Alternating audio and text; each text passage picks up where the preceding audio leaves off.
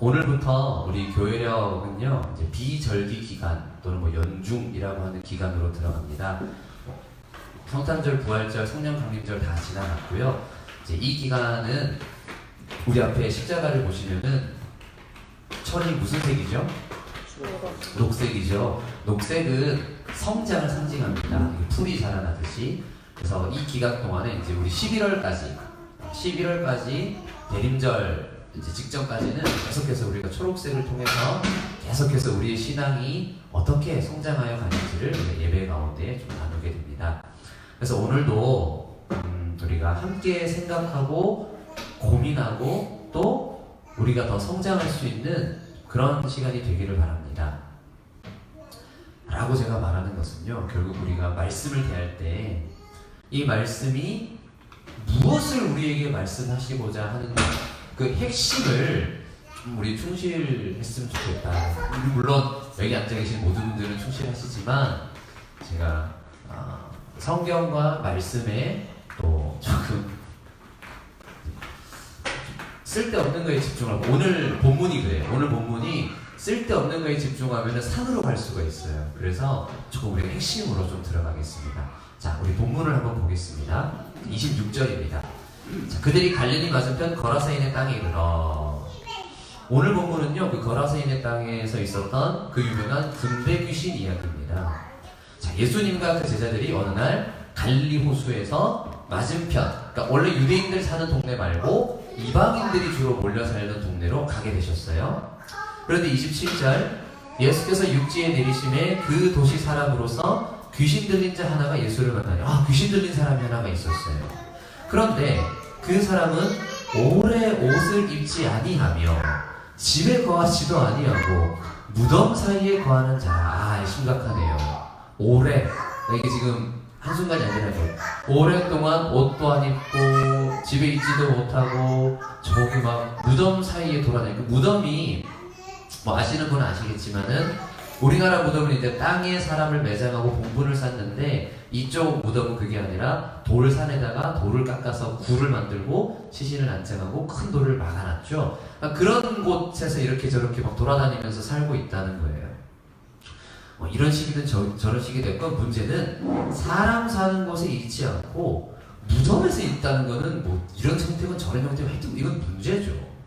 28절, 예수를 보고 부르짖으며 그 앞에 엎드려 큰 소리로 불러 이르되 지극히 높으신 하나님의 아들 예수여, 당신이 나와 무슨 상관이 있나이까? 당신께 구하노니 나를 괴롭게 하지 마옵소서 하니. 우리 지난 수요일 우리 성경 공부가 야고보서였어요. 야고보서에 보면은 그런 말씀이 있죠. 하연이가 없어졌어요?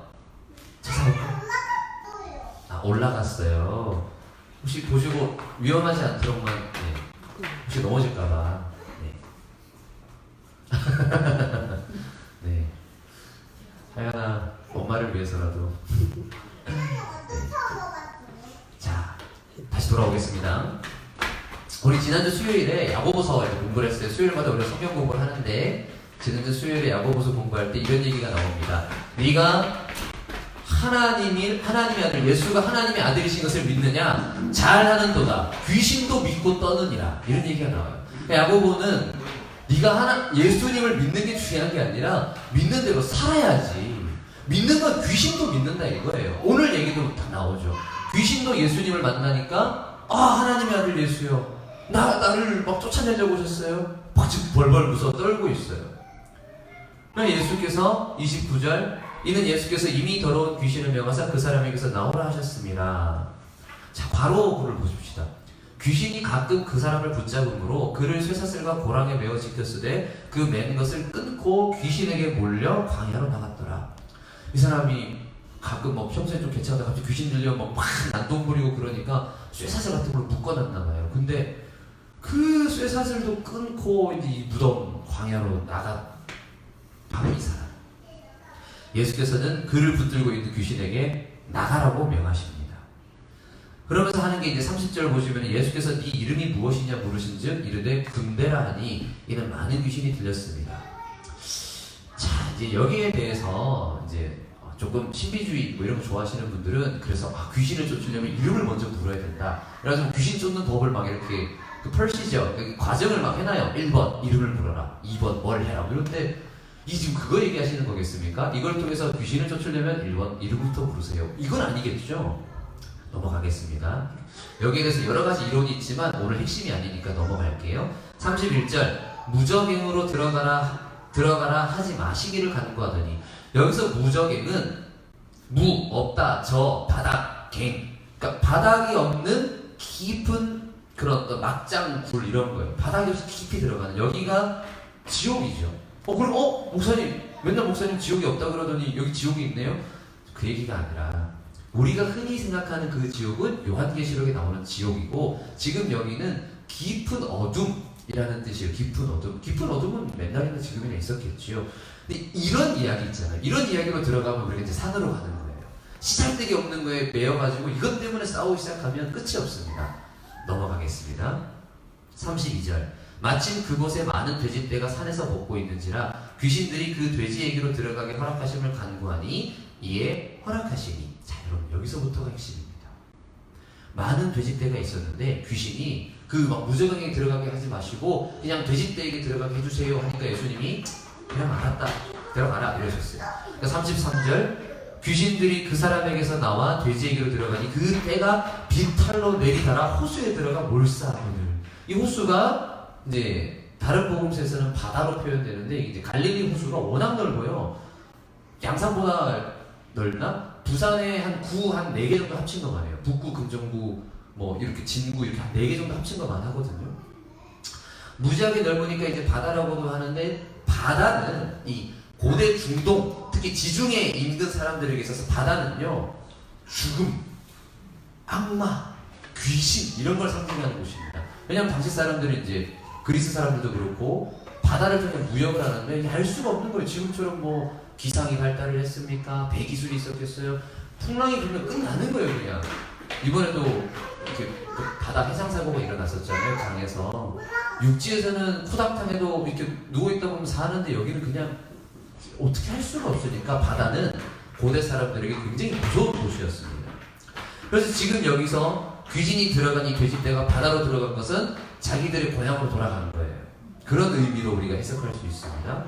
자, 그런데 문제는 34절 치던 자들이, 이제 돼지 치던 사람들이 그 이루어지는 일을 보고 성내와 마을에 알리니, 그렇죠, 얼마나 놀랐겠어요. 와, 이런 일이 일어났다 이러고 얘기를 했는데 35절 사람들이 그 이루어진 일을 보러 나와서 예수께 이르러 귀신 나간 사람이 옷을 입고, 옷 벗고 지내는 사람 옷을 입고 정신이 온전하여 예수의 발치에 자, 이게 우리는 아무 의미 아닌 것으로 보이지만 이 예수의 발치에 앉아 있다는 말은 예수님의 말씀을 경청하고 있다는 뜻입니다. 그 마르다랑 마리아랑 이렇게 할 때 마리아가 예수의 발 앞에 앉았다는 건 뭐냐면 제자의 자리에서 말씀을 듣는 자리에 있다는 거예요. 이게 말이 안 되는 거죠. 이 사람들 이거 미쳐가지고 막 옷 벗고 다니고 막 맨날 이러고 다니고 막 쇠사슬도 끊고 이러던 사람이 옷 입고 말짱해져서 그의 말씀을 듣고 있는 거예요. 이게 무슨 일인가? 그걸 보고 이 사람들이 두려워하거늘. 있을 수가 없는 초자연적인 일을 목도하게 되면 누구나 두려워지게 마련이죠. 그런데 문제는 36절입니다. 귀신 들렸던 자가 어떻게 구원받았는지를 본 자들이 그들에게 이르매, 37절 거라세네 땅 근방 모든 백성이 크게 두려워하여 예수께 떠나가시기를 구하더라. 예수님한테 떠나래요. 떠나라. 여러분, 이게 바로 오늘의 핵심입니다. 이것을 잘 기억하시고 이제 나머지 부분을 보겠습니다. 예수께서 배에 올라 돌아가실새 38절 귀신 나간 사람이 함께 있기를 구하였으나 예수께서 그를 보내시며 이르시되. 자, 다른 사람들은 다 예수님 떠나가라고, 가시라고 이렇게 하는데 귀신 들렸다가 나간 이 사람은 예수님을 따르고 싶어요. 우리도 그렇겠죠. 나의 삶의 모든 문제를 해결하신 그분인데 따르고 싶은데 예수님께서 그를 보내시며 39절 집으로 돌아가서 하나님이 너에게 어떻게 큰 일을 행하셨는지를 말하라 하시니 그가 가서 예수께서 자기에게 어떻게 큰 일을 행하셨는지를 온 성내에 전파하니라. 예수님을 따라오기보다는 집으로 돌아가서 너에게 일어난 일을 사람들에게 다 얘기해라 라고 하십니다. 자, 이렇게 오늘 본문은 끝이 납니다. 자, 오늘 이 이야기는요, 마태복음, 마가복음, 누가복음 모든 이 공각복음에 다 기록된 사건입니다. 그만큼 굉장히 핵심적이고도 중요한 사건이라는 것인데요. 혹시 추우신가요? 아니 조금 네. 여기 바로 들어오니까 좋고. 왜냐면은 제가 저 혼자 더워가지고 이걸 아까 제가 좀 낮췄거든요. 올리도록 하겠습니다. 새 복음서를 이제 딱 보시면 이 얘기에 대해서 디테일은 살짝 달라요. 거라사인인데 뭐 저기 마태복음 뭐 거라다인이라고 약간 철자도 다르고 조금 디테일은 다르지만 중요한 것은 뭐냐? 귀신을 쫓아냈는데 그 동네 사람들이 예수님 보고 떠나라 그랬다는 거예요. 가라거든요. 이게 여러분 왜 떠나라고 했을까요? 그렇죠, 정답입니다.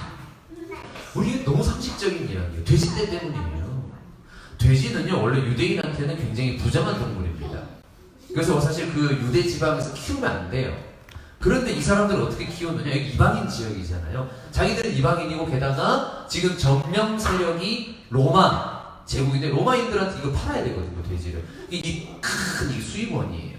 유대인들 입장에서는 그러면 안 되지만 돈 벌어야 될 거 아니에요. 돈 벌어야 되니까 돼지떼를 키우고 있었습니다. 이게 굉장히 중요한 수출 품목인데 이걸 갖다가 지금 예수님이 어떻게 하셨어요?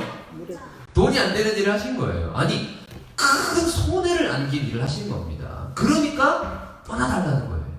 여기 있지 말라고. 귀신 떠난 거, 귀신 쫓은 거 오케이 대단한 거 알겠는데 경제적으로 손해보는 건 좀 아니라는 거예요.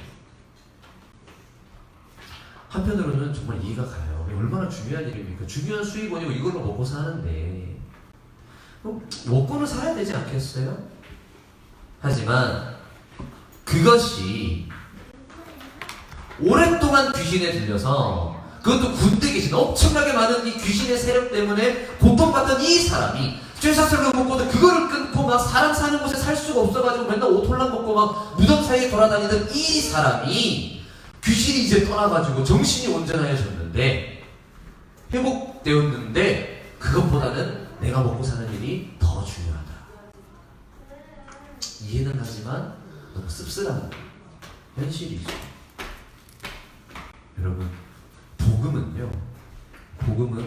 때로는 이렇게 우리의 경제적인 부분에까지도 손을 댈 수가 있어요. 혹은 때로는 우리의 사회적인 부분들, 우리의 사회적 관계에도 변화를 가져올 수가 있습니다. 예수 믿고 나니까 갑자기 막 친구가 정리가 된다거나 또 예수 믿고 나니까 예전처럼 돈을 버는 그런 방식, 예전처럼 내가 돈을 쓰는 방식에 대해서 조금 뭔가 불편해지는 것, 이런 변화가 올 수가 있어요.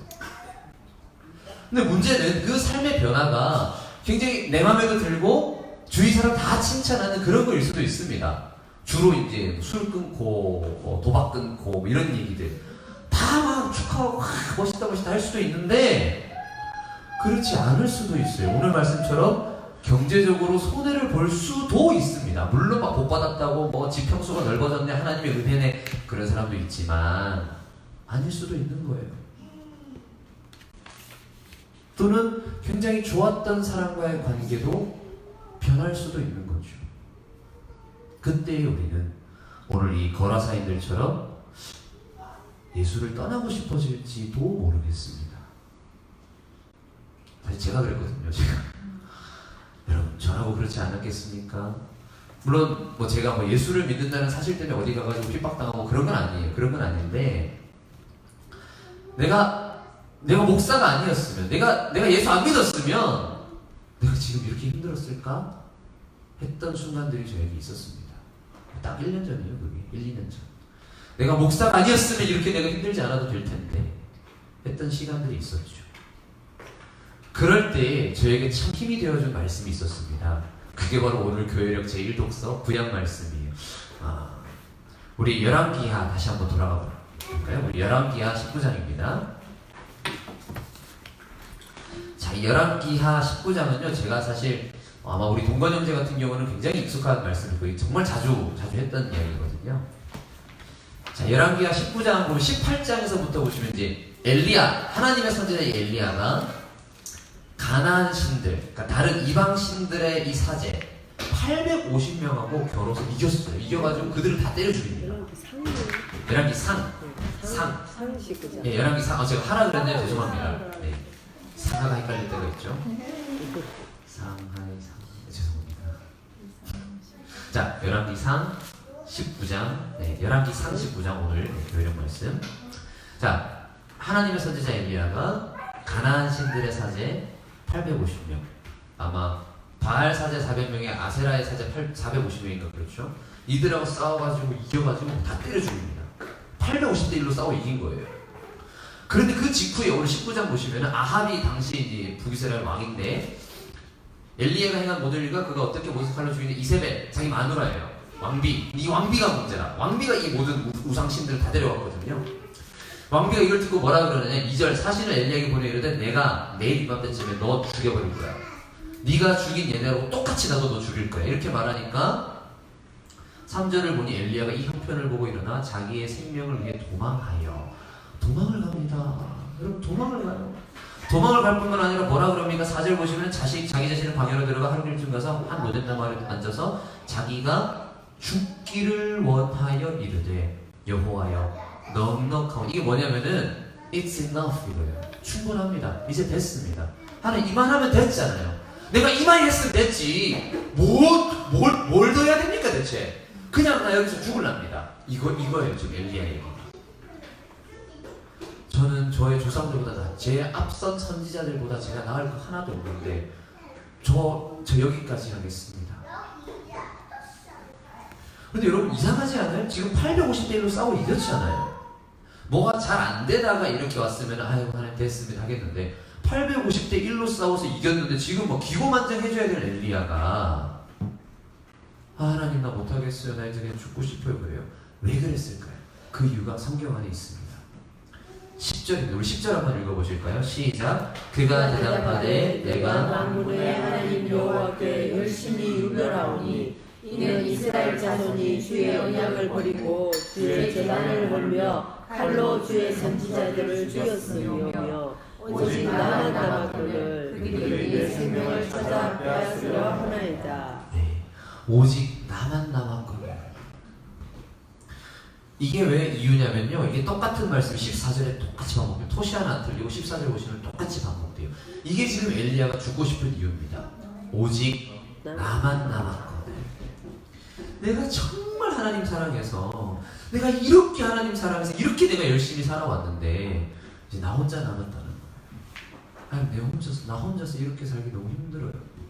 내가 아무리 대단한 일을 해냈어도 아무도 나를 알아주지 않고 850대 1로 싸워서 이겼으면 이제 뭔가 좀 바뀌어야 되는데 바뀌는 건 없고 여전히 나를 죽이려고 쫓아오는 왕비와 군대들이 있다는 거예요. 근데 그랬을 때 못해먹겠다는 거예요. 그때 하나님의 대답이 18절입니다. 우리 18절도 함께 읽겠습니다. 시작. 그러나 내가 이스라엘 가운데에 7,000명을 남기니 다 바알에게 무릎 꿇지 아니하고 다 바알에게 입맞추지 아니한 자니라. 아멘. 혼자가 아니라는 거예요. 이스라엘 가운데 7,000명을 남겨놓으셨답니다. 바알, 이 가나안 신에게 무릎 꿇지 않고 입맞추지 않은 사람이 7,000명이 있답니다. 물론 이 7,000이라는 숫자는 완전수 7 곱하기 많은 수 1,000이죠. 하나님이 진짜 하나 둘 세 가지고 6,999명 아니고 7,001명 아니고 7,000명 이거겠습니까? 이게 아니죠. 완전하다는 거예요. 너는 모르지만 너는 비록 혼자 있는 것 같겠지만 아니라고요. 완전한 수를 내가 남겨놨다고요. 내가 혼자가 아니라는 이 사실을 확증해주는 숫자의 사람들이 있다는 말씀입니다. 여러분, 우리는 결코 혼자가 아닙니다. 저는 혼자가 아닙니다. 온 세상 가운데 나 혼자 남은 것 같은 그런 시간들이 있었습니다. 지난 2년간 너무너무 힘든 시간들이었습니다. 지난 1년은 더 힘들었습니다. 지난 2달도 사실 저 되게 힘들었습니다. 그 모든 시간 가운데 저는 혼자라고 생각했어요. 제가 그렇게 생각한 거예요. 제 스스로가 저 스스로를 가둬두었었습니다.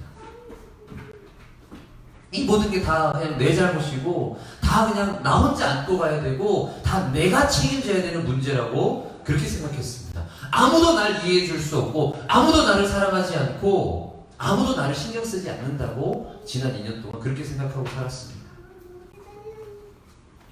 나는 그냥 일하는 도구고 내가 잘해야만 사람들이 날 사랑해주고 날 기억해준다고 그렇게 생각했었습니다.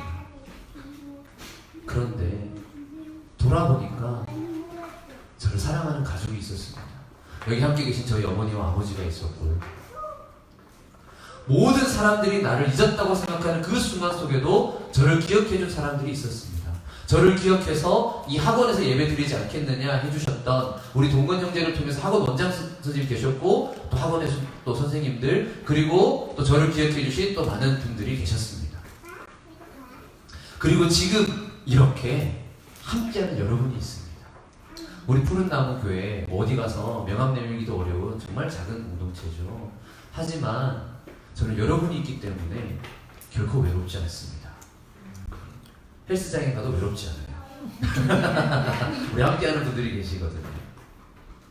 어제 제가 또 이렇게 설교문에 없는 얘기를 하면 길어지는데, 어제 제가 이제 어떤 교회에 가서 설교를 하게 됐습니다. 청년부 찬양팀과 리더들을 모아놓고 세미나를 하는데, 담당 목사님이 저희 동기, 신대원 동기라서 저를 초청을 해줬는데, 그 교회가 사실 제가 가기가 너무 어려운 곳이었어요. 저희 지난 2년을 너무 힘들게 했던 그 사람들이 그 근처에 사시거든요. 못 가겠는 거예요. 근데 함께 간 사람이 있었어요.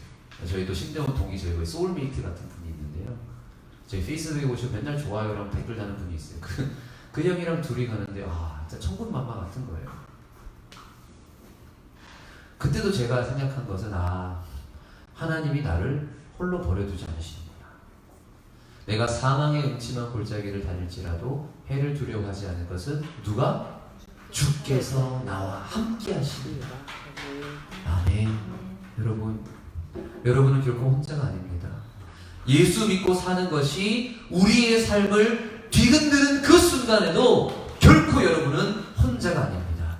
그 순간에도 우리가 함께임을 기억한다면 우리가 버티고 견딜 수 있지 않을까요? 오늘 본문 마지막을 보시면은 예수님을 따르고 싶어하는 그 사람에게 예수께서는 집으로 돌아가라고 하십니다. 어쩌면 그 사람에게도 가족이 있지 않았을까요? 모르지만 그 사람은 오랫동안 자신을 괴롭게 했던 이 귀신이 떠나갔는데, 지금 경제적으로 손해봤다고 예수님 떠나가라고 말하는 그 마을 사람들한테 좀 실망했을 수도 있어요. 그런 얘기 성경에 없어도. 그러니까 제가 느꼈던, 아무도 나한테 신경 안 쓰는구나. 내가 공황장애 우울증 와가지고 길에서 쓰러져가지고 집에 들어가면서 한 발짝도 못 나오고 있는데 어떻게 그동안 몇 년 동안 나와 함께 했던 그 동역자들이 나한테 전화 한 통이 없지? 4개월 함께 했던 교회 목사님들은 전화 와가지고 목사님 괜찮아요? 밥 좀 먹읍시다. 목사님 초밥 좋아하잖아. 초밥 먹으러 가자. 회 먹으러 가자. 이렇게 연락 오는데, 제가 4년을, 청년부터 치고 거의 10년을 함께 했던 그 교회에서 전화 한 통이 없어요. 이거는 나중에 영상 만들 때 편집해야겠다. 제가 그때 진짜 나는 그냥 거기서 일하는 도구였나? 뭐지? 이런 생각이 들 때, 혹시 오늘 이 본문의 이 사람도 그런 마음 아니었을까요? 나는 당신들한테 뭐했나? 그래서 떠나고 싶지 않았을까요? 그런데 예수께서는 그에게 집으로 돌아가라고 하십니다. 그 사람들에게 너의 고향으로, 네 도시로 돌아가라고 하십니다. 그리고 그곳에서 자신에게 일어난 그 일을 말하라고 하십니다. 여러분, 저는 이 말씀을 단순히 우리가 그러니까 전도합시다, 우리 교회 사람 데려옵시다, 이렇게 적용하고 싶진 않아요. 그렇게 하고 싶진 않습니다. 그러나 우리에게 일어난 일들을 전할 수 있으면 좋겠습니다. 만일 우리가 정말 하나님과 사귐이 있고, 우리가 정말 우리 예배 가운데, 우리 이 푸른나무 교회 공동체에, 우리 모임들 가운데 진짜 이 기쁨이 우리 안에 있다면, 그 사귐의 기쁨을 우리만 누릴 수 있겠습니까? 그럴 수 없어요. 그런데 또 많은 반대와 또 오해가 있을 것입니다. 그래서 오늘 오후 예배 때는 그 오해에 대해서 잠깐 풀어가는 시간을 좀 가지려고 합니다. 네, 우리 저번에 다 목격하셨겠지만 우리 성도님 친구분께서 우리 교회 이야기를 듣고 그 교회 좀 약간 위험한 거 아니야? 이런 얘기를 하셔서 좀 그거를 단순히 성도님 한 분만의 일이 아니라 우리 푸른나무 교회 전체가 좀 같이 알고, 그러니까 세세한 내용을 알자가 아니라 우리가 어떤 것을 지향하는지, 좀 특히 제가 어떻게 말씀을 이해하고 이렇게 전하고 있는지를 다른 사람한테 이야기할 때 좀 어떻게 얘기해야 될지를 좀 같이 나눠보는 시간을 가지려고 합니다. 이미 이렇게 오해에 부딪혀 계시는 그런 정말 아픈 가슴 아픈 일을 겪고 계신 성도님이 계시듯이 우리도 다 마찬가지예요. 우리 교회 이야기를 딴 데 가서 하면은 그 이상한 교회 아이가 이런 소리 듣기 쉽상이에요. 서울에서는 이런 교회가 꽤 있어요. 그런데 양산에 이렇게 하는 교회는 없으니까 우리 되게 힙하거든요. 네, 그럼 굉장히 앞서가는 교회 있음을 농담입니다. 이거 농담이에요. 교회가 앞서가고 뒤서가고 어디 있으니까 그냥 하는 소리죠. 그러나 여러분 우리가 이상한 게 아니라 겉으로 보기에는 좀 이상해 보일지라도 우리 안에 정말 하나님과 그의 아들 예수 그리스도와 우리가 함께 누리는 사귐, 그 기쁨이 우리 안에 있다면 그 기쁨을 보고 귀신 들린 자들이, 이게 무슨 진짜 영적으로 할렐루야 이게 아니라 이 세상에 돈 때문에 사람을 무시하고 인종 때문에, 성별 때문에, 공부의 수준, 재산의 수준 또는 정치적인 다름 이런 것 때문에 서로가 서로를 너무 경멸하고 조롱하고 공격하고 박대하는 이런 사회 속에서 정말 기쁨이 넘치는 공동체가 있다. 이것이 희망이 되고 그것이 이 땅 가운데 정말 흘러가는 그 일에 또 우리가 쓰임받는 저와 여러분이 되기를 주님의 이름으로 축원합니다. 아멘.